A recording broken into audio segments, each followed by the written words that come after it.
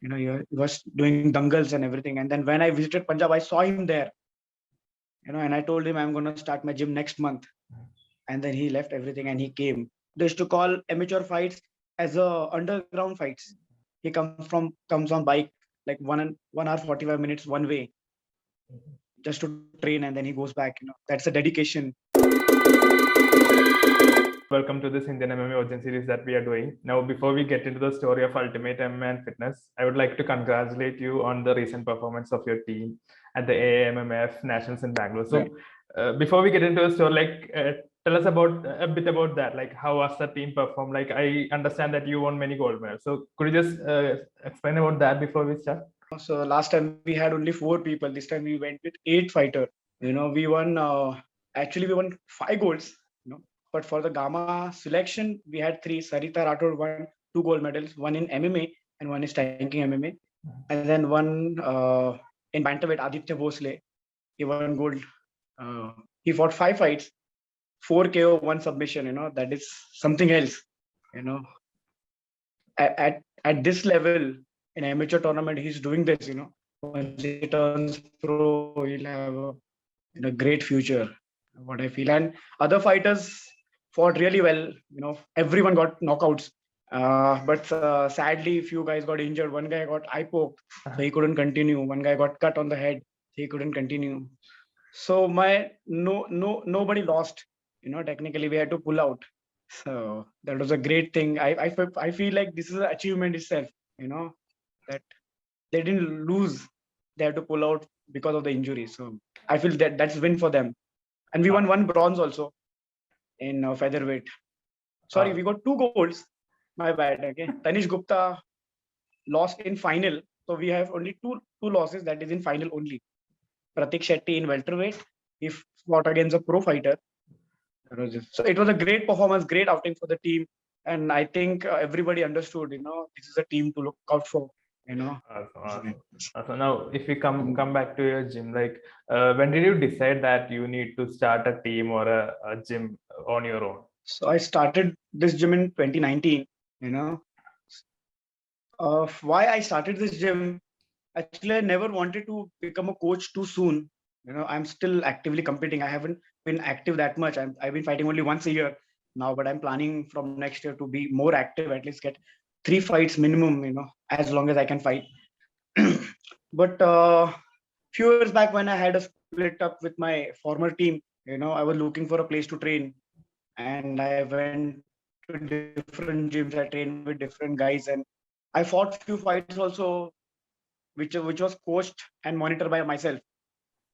And that was my mistake, planning my fight, my camp by myself, and just training.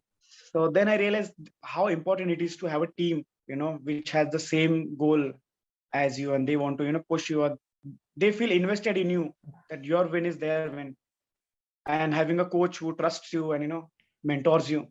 So, and plus I had financial problems also, I was just taking personal trainings, So I said it's better to have a own business, and then I started my own gym. And when I started, I didn't know what was my purpose, just to get my financial status okay, or to coach, or to train and build up my team. And then everything just came automatically. I was so lucky to have such a great students with me, from the day one. And suddenly I have a great team, and which this team can help me to prepare for my fight. That's the amazing thing happened to me. And then I feel the love from them. I do the same for them. Their loss is my loss. Their win is my win. So I was lucky and fortunate to have this life. So everything is because martial arts. But I feel so that was my purpose. Just to get my financial thing going. And I have a great training in my own gym. And then I realized now I try to implement the same thing which I missed. Or which I experienced in my entire career. I trained in Singapore and Malaysia and so many gyms. So I try to, give the same knowledge to my guys, become the coach they deserve. Like, did you face any challenges initially when you were starting out? Yeah, starting a gym is not easy. You need equipment, and there is a lot of investment too. So my mom helped me, in India, a fighter cannot self-sustain. He can just buy his own supplement stuff, but if he has to take care of a whole family, that is still tough in India. Indian fighters are not making that much money. I was just taking care of my nutrition, and then suddenly it's time to invest. So my family, my mom helped me to start up the gym. So as a sports person, we actually, every sports person was actively competing and stuff. They have less knowledge of business. We are not businessmen yet. We are a sports person.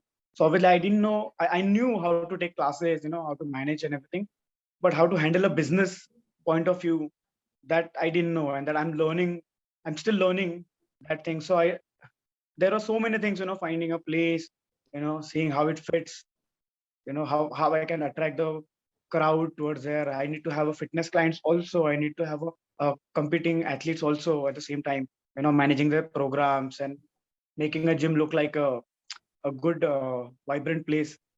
And which I never thought about it. I was just focusing on training. Okay, I have a BJJ class, this and that, and this and that. So there are a lot of planning which took place, and I'm not a good planner about the business. If there is a fight camp, I can plan it well, but if it's a business plan, then it takes time. And then I found a place. I knew a basic idea about how to put up mats and this and that, bags and everything. And the marketing part, I'm still lacking.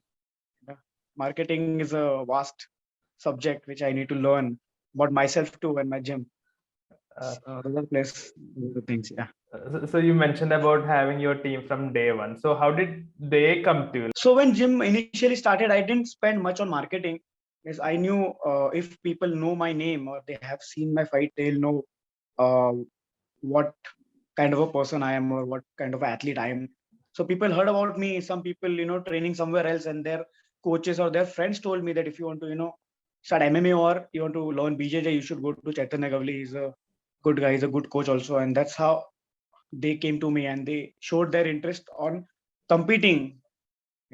Not just learning for fitness, and they want to learn and they trust me. So they said, I want to learn under you. And then I started, it started people coming in, and I saw in them, they have the goal in them. They just need direction. So I'll start with Tanish Gupta. Yes. He used to train in Evolution MMA long before, right, in 2013-14, and then he had stopped MMA for a while because he wasn't getting financial support and guidance also. And then he went to Punjab just to wrestle, stay in the mud pit. He was doing dangles and everything. And then when I visited Punjab, I saw him there, and I told him I'm going to start my gym next month. And then he left everything and he came and he said, sir, I did my wrestling and everything, and now I have to learn MMA under you. And then that's how he started. And I trust him, because I've been seeing him struggle from so many years. So that's why I feel that we share a good bond. And Tanish Gupta, come on, he's turning pro very soon. That guy is amazing.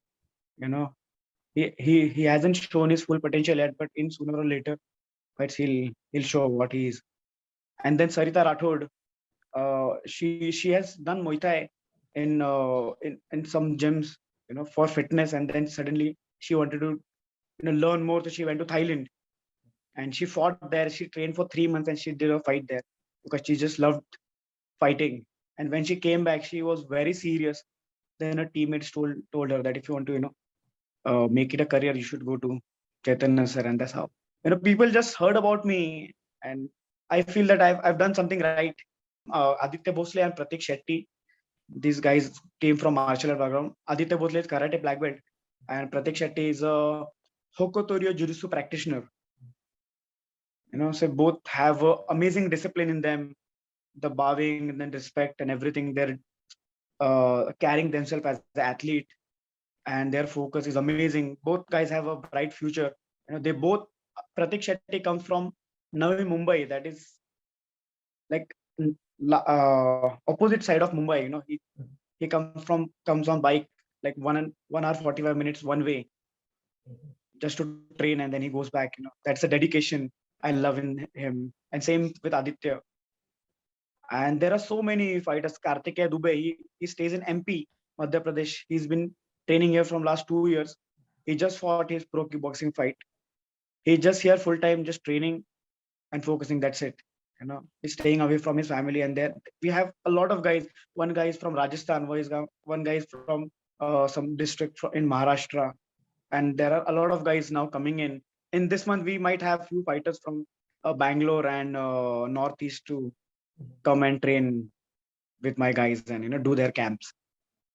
So sorry if I forgot any other athlete's name right now, but there are so many. If I just keep talking their names, so as a fighter, like you took up coaching when you opened your gym. So how was that transition for you personally?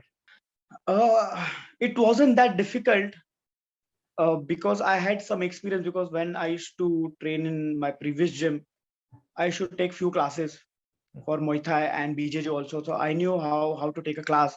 But when you become a full-time coach, I'm a full-time coach also, but I'm full-time athlete also at the same time now. So I try to keep my both lives separately. When I'm focusing on myself, I focus on myself. So when I'm a full-time coach, I need to dedicate that complete time to that athlete. I cannot just show technique and let them practice and just move around or sit down. There is not a single day when I don't step on the mat. I train with them every day. I spar with them, I roll with them, I wrestle with them to understand where they are lacking. I don't want to be a coach who doesn't commit completely or just doesn't come every day or just tell them to do and they sit outside and just keep shouting. I want to step on the mat, feel their strength, feel their speed. I think that's the advantage I have over other coaches in the country, that I train with my fighters every day to understand where they're lacking, and I to coach them, because I have so much experience which even I haven't applied yet in my fights, but maybe I can share and they can do the same thing. So that's the advantage we have. So you've been part of the Indian MMA scene for a long time now. Like you've been part since the gym was era.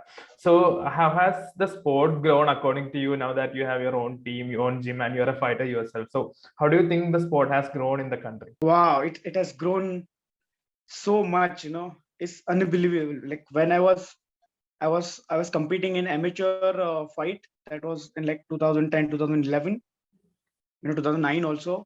That time we didn't have any media, nothing, no articles, nothing at all. They used to call amateur fights as underground fights. But obviously those competitions still had the sanctioning bodies and everything. But we didn't have cage that time. We were fighting on the open mat. I fought in the gym, amateur fights. I fought in gym wars. If you had seen the old videos, Yes. gym wars, my amateur fights, and we used to fall on the people, sometimes go on the mirror. That was the time where MMA was very new, and I have faced so many guys or sparred with so many guys which were only one single dimensional. There were karate fighters, there were boxers, there were only wrestlers. And then over the years, in like when 2012 SFL launched in Mumbai, and I fought in that event, and then slowly MMA started getting more popularity in India, and then more athletes started training a few 2-3 martial arts at the same time. They understood, and the coaches got smarter. The fighters which were fighting at that time, they became coaches, and they started passing on the knowledge, and there was access to so many techniques and videos on the YouTube and internet. People started fighting on the started watching the fights on the TV. Now that time nobody was interested spending time on MMA event rather than watching cricket. So, I think it will be I spend 12 years now in martial arts, in MMA itself. And the first day of my martial arts and today, I can say this is like a different generation going on. At that time, we didn't have this kind of amateur fighters which we have right now. They're leap and beyond ahead. When we were amateur fighters, we were raw, we were strong, we were aggressive, but we have less access to knowledge. We knew just, if I'm a wrestler, I need to sort of jab overhand, go in, just try to grapple, get him, take down, ground and pound, finish. These were our strategy that time. Now fighters have a different game plans. They have A, B, C plans ready. If this doesn't work, we'll do this and that. So it's completely different. Like, I'm happy that I'm part of this journey, and I want to just keep doing it to see how the sports evolves in India. Hope to see our fighters winning in UFC, going in top 10. Let's just go step by step. Let's get in top 10 first, and then we'll think of the winning titles. That's what I feel, and I feel this can happen in coming 10 years. I want to see my boys go in the big leagues. That this is my goal, and see other athletes also. Eventually, we gotta come together. Few of the big gyms, they gotta create a camp together where the top guys are training together to fight outside, not domestically, and just keep making record. Two of my guys just got selected for World Championship, Aditya and Sarita, and I believe that they both have a great chance of winning a medal there. Going into the final, and if they cannot beat up the champion, but they surely gonna show what they are. Because they both are on amazing level at this time. Both are purely dominating their weight class. But yeah, there are challenges also now. They need to look for the sponsorship. Like we just had a talk that how we're gonna manage. They want me to come with them because what I feel that I understand their movement. What I tell them from outside the cage, they do that, and they implement their own thing also, and they just overcome the situation. They just tackle the situation very well. There's a third thing that I need to look for me also, how I'm going to travel, how they can raise fund for their trip for World Championship. So I'm trying. We just created a letter from the gym, and we just want letter from the association too that they are selected for World Championship. Then they can try and approach other guys. But if you can help also, uh, that will be a great thing. So the camp is going full fledged. We just started last week also. We trained for a few days, but today was the kind of first day for the camp. So Sumit Khade is also doing a camp with us for his MFN fight next month. So we have all tournament lined up, and there is a national tournament also where Pratik, Tanish, and these guys are fighting. So we have like 12 guys fighting in December, and plus we'll have fighters from Bangalore coming in, and then maybe a few guys from Northeast, and that the mat area will be lit completely. So the whole responsibility is on me, planning everybody's camp and their things, monitoring their weight, and so it will be a busy month from. If you had to give an advice to someone that is starting out on MMA, like what advice would you give at this year? Like you have so much experience of coaching and competing, so what advice would you give? So this I tell to everyone who comes to me and they want to become a fighter, and they cannot make it to my gym, or it's too far, or they cannot afford or anything. I just tell them that if you want to become an MMA fighter, uh, first you need to get permission from your parents first. There are fighters who are fighting, winning, and not telling at home because they won't like it. If you cannot convince your parents that you cannot do it, then how are you going to convince the world that you can do it? And I feel winning the trust of their parents, or asking them for time, give me 6 months, give me 1 year, let me try martial arts. If I cannot, I cannot. I tell them first. And if everything is okay, family supporting you, then first thing you need to find a good gym, where you have a good coaches and good training team. Fighting is an individual sport. MMA is an individual sport. You go in, you fight alone, but without a team, you're nothing. You cannot just train by yourself and go and win. You need to have a strong team with you, good coaches whose focus is on you, the team which wants you to win, and they give their 100% effort every day to make you, better, or help you to improve for your fighting and your conditioning and everything. So this is important. So if you go into a gym and you see that this is not working out for you, you shouldn't feel obligated there. What I tell them, you can train in few gyms at the same time also. If you want to, shift gym for some time, or you do a camp, any other gym, you should do it. If you're not training with me, this is what I say to guys. You need to find a good gym. If you feel this fight I need to train somewhere else, you should. And one more thing, coaches need to keep their ego in place. There are coaches who doesn't like people going outside, or they have their own, and sometimes they have ego clashes with fighters, and then fighter cannot train for this camp. This is what happened. whatever. I have seen everything, and I don't want to repeat any mistake which any other coach have done. I try to keep them, like a family. We have get-togethers. Yesterday we had a Diwali celebration. We had singing and dancing and everything. To make them feel that this is the place where we care for you. I don't want them to feel that no coach is not giving me attention, or this and that training partners are not coming. If I'm fighting and I see only two people on the mat, then how I'm going to feel? That shit, nobody cares for my fight. This is a place I create where one guy is fighting and everybody comes in and say, why you're so late? Your fight is coming. What are you doing? Why you're not drinking protein shake and this and that? This is so I just tell them to, if everything is cleared from your family, then you should completely focus on finding a good place, and you need to just dedicate yourself. You cannot be impatient and see other guys winning more and more, and you're not winning, or you're not getting fights, and then feel frustrated. You cannot compare yourself. Comparison is thief of joy. I tell them, the more you compare, the more happiness you lose. It's better not to compare. Everybody has different speed. This is what I tell them. Maybe you'll get successful in 1 year, or maybe 2 years, or maybe 5 years. This is what it is. But just stay patient, keep working hard. This is what I tell them, and this is what I tell everyone who's maybe who listen to this our interview, and I'll tell them, just be patient. Everything happens. You just need to give time. Now, before we close, would you like to tell something about your gym fighters or yourself before we close?